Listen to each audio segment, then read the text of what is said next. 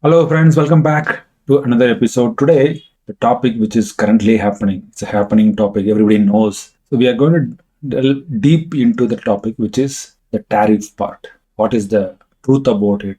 What is the perspective from the economics? What is the perspective from the behavioral science? Right? That is what we are going to check. First, let's ask a simple question: who pays the tariff?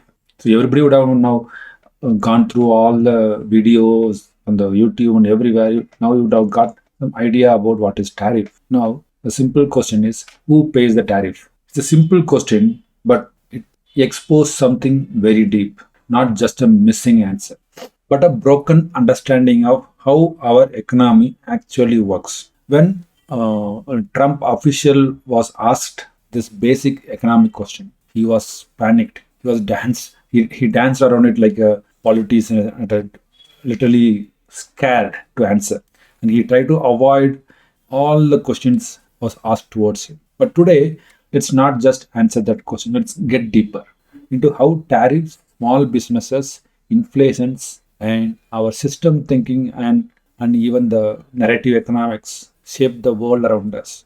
The first one is tariff, which is equal to a tax. Tariff, which is directly equal to tax in a plain and simple word. As we said earlier, a tariff is a tax on imported goods. If the US puts a tariff on goods from India or China, whatever the country, the importer pays more. And then they pass the extra cost to the retailers. The retailer pass it to the consumers. And you and I, which is like the people who are in US right now, we pay it at the shop. That's the basic flow. But what happens behind the scene is more interesting. How small businesses plan with future contracts. Not only small businesses don't operate day to day, they plan weeks or months, even sometimes years ahead. Let's take a simple example. Okay, imagine a small US furniture company. They need wood from Canada. So they sign a contract like 3 months or 6 months ahead to lock a price. So they commit to selling their finished product at a fixed price. Now, after the contract is signed, suddenly the government, like our this crazy guy, imposes a 20% tariff on imported wood.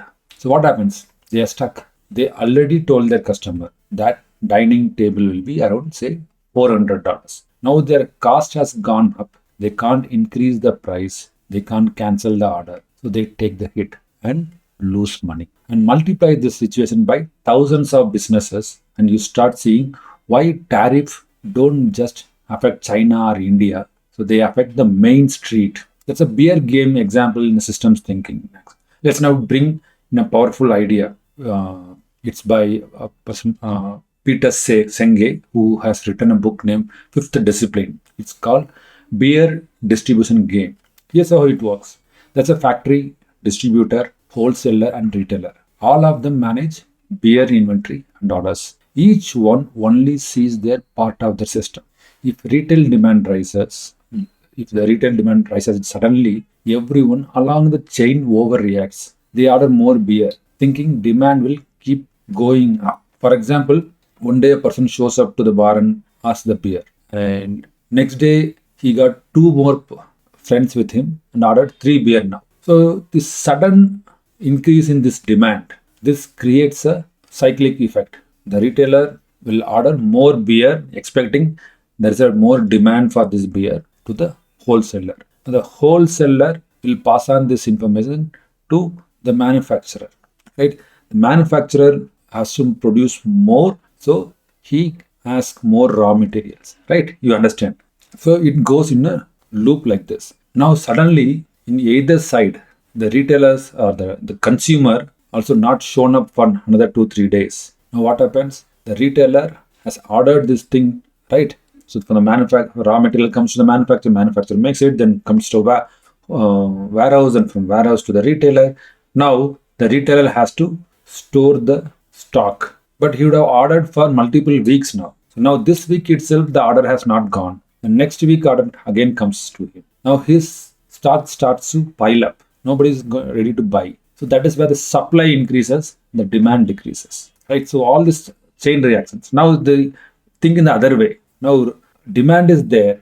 The raw material guy suddenly says that no, There's a tax, right? There's a tax. So there's a price lock happen in the chains. The retailer would have ordered for say 100 rupees or $100. The warehouse guy having a margin of say 1% or 2% or something, and would have ordered like 102 rupees or $102, right? And the manufacturer would have got some kind of another thing, and he will be selling for say, sorry, no, warehouse would have got some $99, and the manufacturer would have set a price of $95. Now suddenly the raw material increases. Instead of 95 rupees, the manufacturer has to increase the price to $100. So the $100 price has to be passed on to the next one. Warehouse guy will increase to 105.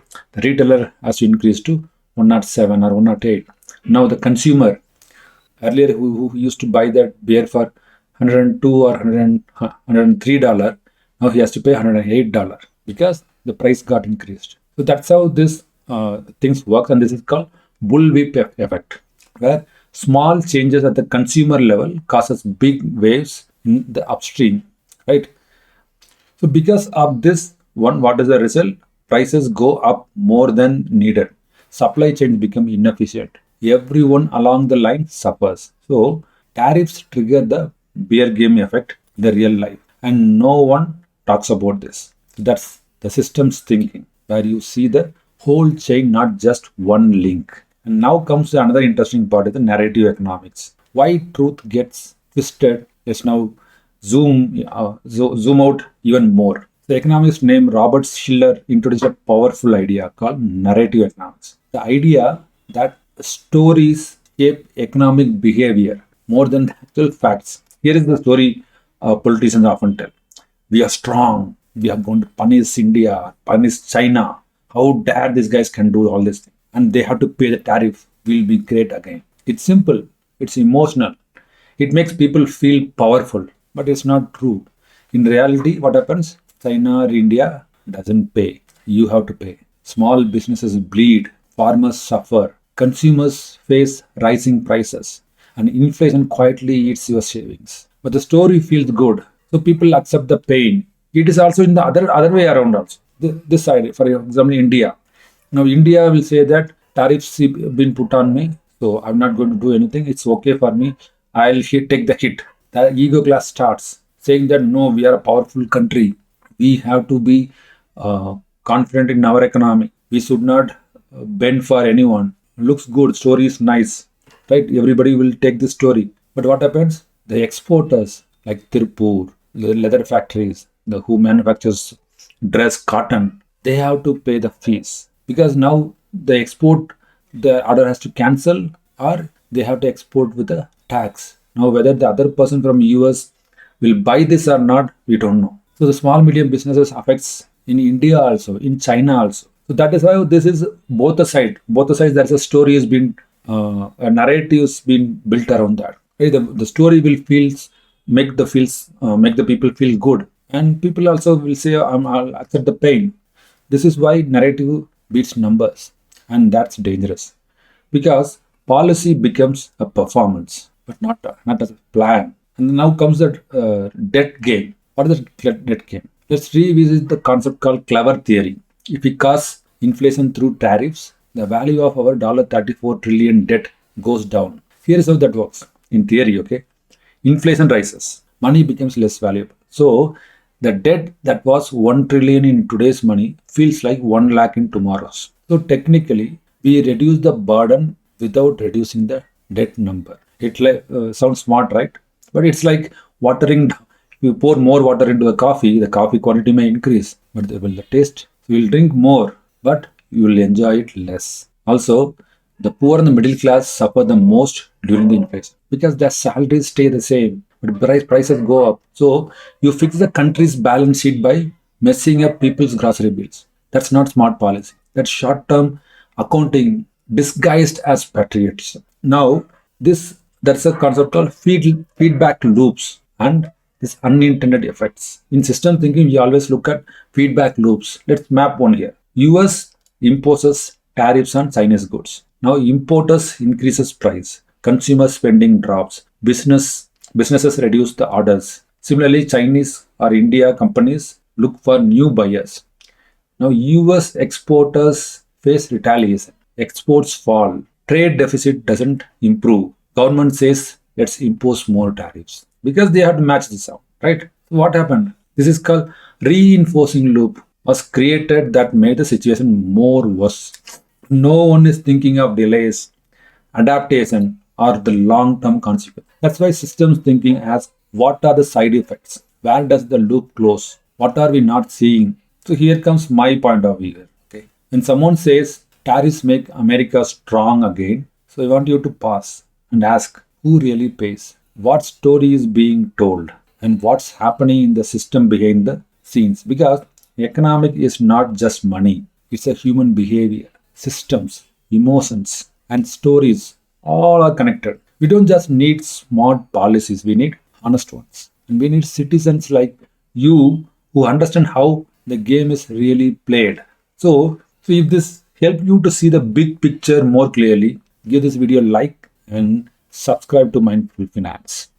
So as you've seen, as you have heard, I try to explain in a very simple terminologies without any jargons. And even if I used a jargon like narrative economics, systems thinking, I try to explain that to you. Hope you have now understood new terms and new things. Hope you liked it. And if you like it, give a simple thumbs up or a thanks note. That would make me to create more videos like this. Thank you.